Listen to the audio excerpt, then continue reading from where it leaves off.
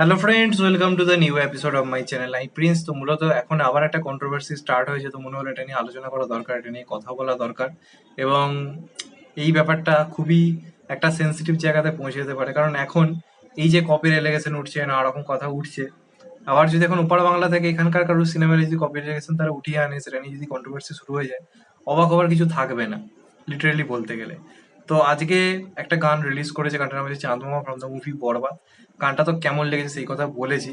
এক কথায় মারকাটারি গান হয়েছে, সাকিব খানকে চরম লাগছে, সাকিব নুসরাত জুটিটাকেও মারাত্মক দেখতে লাগছে, এই নিয়ে কোনো সন্দেহ নেই। এবং আই থিঙ্ক নুসরাত জাহান ছাড়া এই গানটাকে এত ভালোভাবে কেউ ক্যারি করতে পারতো না, কোনো আইটেম গান অন্য কেউ করলে এত ভালো মানাতো না।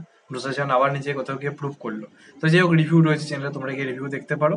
এখন মূলত উল্টা অন্য একটা ব্যাপার নিয়ে কথা বলবো, আর চ্যানেলটা যদি নতুন হয়ে থাকো চ্যানেলটাকে সাবস্ক্রাইব করে দিও and hit the bell icon. তো মূলত এই গানেতে একটা কোথাও গিয়ে কপির এলিগেশন উঠে এসছে, এবং এটা মূলত উঠে আসছে দেব ফ্যান্সের কিছু তরফ থেকে। তারা যেহেতু দেবদাকে খুব ক্লোজলি বিভিন্ন স্টেপ করতে দেখেছে, তো তারা যেহেতু এই গানটা দেখেছে, এবং সাকিব খানের গান আমাদের এখানেও প্রচুর অডিয়েন্স দেখে, তো তাদের যখন জিনিসটা চোখে পড়ছে, তখন তারা নানা রকম বক্তব্য তুলে ধরছে। তো এইখানে আমরা এই গানেতে এই পোর্শনটাতে মূলত সাকিব খানকে দেখতে পাচ্ছি যে নাচতে নাচতে হাঁটু মুড়ে স্টেপ করতে করতে পেছন দিকে সাকিব খান বসে যাচ্ছে, যে স্টেপটা মারাত্মক করেছে সাকিব খান। আমি আমার রিভিউতেও বলেছি মার্কাটারি লাগছে সাকিব খানকে এই পোর্শনটাতে। এবং সাকিব খানের এখন যে এজ, সেই এজে দাঁড়িয়ে স্টেপটা করাটা কিন্তু এতটা সহজ নয়। সাকিব খান নিজের বডি ট্রান্সফরমেশন করে নিজেকে চেঞ্জ করে এই স্টেপটা করেছে। এবার এই স্টেপটার সঙ্গে কোথাও গিয়ে একটা বিরাট সিমিলারিটিস পাওয়া গেছে আর একটা স্টেপের, যেটা মূলত করেছে হচ্ছে আবার আমাদের দেবদা। তোমাদেরকে আমি সেই স্টেপটা দেখা, এতে অনেকে গেস করেও ফেলেছো। সেটা মূলত হচ্ছে লেডি কিলার রোমিও, যে একটা গান ছিল, যেটা মূলত বাংলাদেশেও খুবই জনপ্রিয় একটা গান।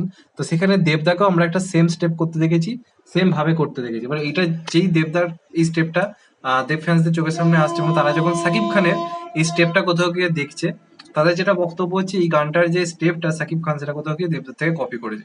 দেখো, স্টেপটা অবশ্যই সেম, এই নিয়ে কোনো সন্দেহ নেই। এবং দেবদা ওই টাইমে যখন দাঁড়িয়ে স্টেপটা করেছিল, ভাই আগুন লাগিয়ে দিয়েছিল। আমরা প্রত্যেকের লাইফে একবার হলো এই স্টেপটা করবার চেষ্টা তো করেছি নিজের লাইফে, করে আর উঠতে পারিনি, অনেকে পেরেছি, যারা প্রফেশনাল ড্যান্সার তারা পেরেছে, আমাদের পক্ষে করার পসিবল হয়ে ওঠেনি। তো সেটা দেবদা ভাই আইকনিক করে গেছে, এই নিয়ে কোনো সন্দেহ নেই। ট্রেডমার্ক একটা মানে ড্যান্স স্টেপ অবশ্যই বলা যেতে পারে বাংলা ইন্ডাস্ট্রি দিক দিয়ে বিচার করতে গেলে। কিন্তু এইটাকে কি প্রপারলি দেবদা এটা করেছে, আর আজকে সাকিব খান যেটা করেছে কপি, অনেকে বলতে চাইছে। দেখো, কপি চাইলেই তো কপি বলে দেওয়া যায়, কিন্তু কথা হচ্ছে তাহলে আমরা যখন দেবদার বা জিদ্দার কোনো স্টেপ যখন আল্লু অর্জুন বা অন্য কারোর দেখতে পাই, তখন সেটা ক্ষেত্রে কপি আমরা মেনে নিই না কেন? ব্যাপারটা হচ্ছে এতগুলো ইন্ডাস্ট্রিতে বিভিন্ন রকম কোরিওগ্রাফার রয়েছে, স্বাভাবিকভাবে বিভিন্ন মিলমিশ তো হতেই থাকবে, এটা একটা স্বাভাবিক ব্যাপার।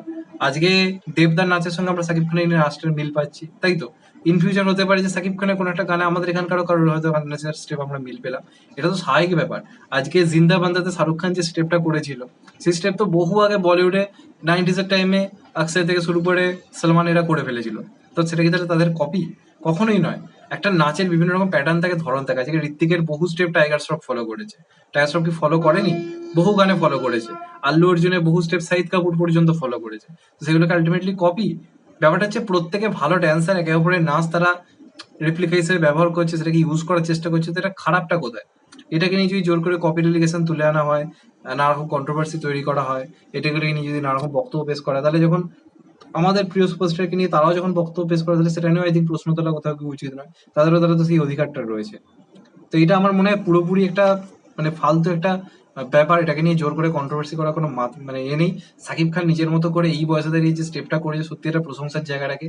দেবদাও তার বয়সে যখন 27-28 বছর বয়স, রোমিও যখন এসেছিল সেই টাইমে দাঁড়িয়ে করেছিল, সেটাও প্রশংসার যোগ্য। এবং দেবদা এখনো চাইলে একইভাবে করবে, এই নিয়ে কোনো সন্দেহ নেই। কিন্তু অন্য কেউ করেছে বলে সেটাকে কপি করেছে বা পুরোপুরি নকল করে ফেলেছে, এই কথাটা কোথাও গিয়ে বলা যায় না। হ্যাঁ, সুরগত করে মিল থাকলে, কোনো গানের ক্ষেত্রে কোনো সুর মিলে যাচ্ছে বা সিন ফ্রেম টু ফ্রেম মিলে যাচ্ছে, সেটা ক্ষেত্রে তাও প্রশ্ন তোলা যায়। কিন্তু সেটা যদি একটা নাচের ক্ষেত্রে হয়, একটা হিরো কিন্তু বিভিন্ন রকম মানে হিরোর নাচ ফলো করতেই পারে, চাই না? এটা তো হতেই পারে, এটা তো বিভিন্ন ইন্ডাস্ট্রিতে হয়ে এসছে। আজকে মিঠুনের কত কত নাচ কত লোক ফলো করেছে বিভিন্ন সিনেমায়, আমরা দেখতে পেয়েছি। তো সেগুলোকে তার যে কপি বলা যায় না। তার ভাবে এই নাচটার ক্ষেত্রে যে মিলটা দেখা যাচ্ছে, এটা আলটিমেটলি কোনো কপি বলে আমি মনে করি না। সাকিব খান নিজের মতো করে দুর্দান্ত করেছে, আর দেবদা বহু আগে তো ভাই লেজেন্ড লেভেলে করেছিল, এই নিয়ে কোনো সন্দেহ নেই। তো কন্ট্রোভার্সি বাদ দাও, দুই দেশের বাংলা সিনেমায় উন্নতি হচ্ছে, দু দেশেই সাকিব জিৎ দেবজিৎরা মিলে ইন্ডাস্ট্রিকে বড় করার চেষ্টা করছে। তো আমাদের দুই বাংলায় মিলেমিশে কাজ করা উচিত, আর বাংলা ইন্ডাস্ট্রিটাকে এগিয়ে নিয়ে যাওয়া উচিত। তো এটা আমার মতামত, তোমাদের এটা নিয়ে কি মতামত অবশ্যই কমেন্টে জানিও। চ্যানেলটা নতুন হলে চ্যানেলটা সাবস্ক্রাইব করে দিও and hit the bell icon. ভালো থেকো সবাই, টেক কেয়ার, নমস্কার, আবার দেখা হবে কত পাই। সবাই ভালো থেকো, সুস্থ থেকো, নমস্কার, টেক কেয়ার, আবার দেখা হবে, ভালো থেকো।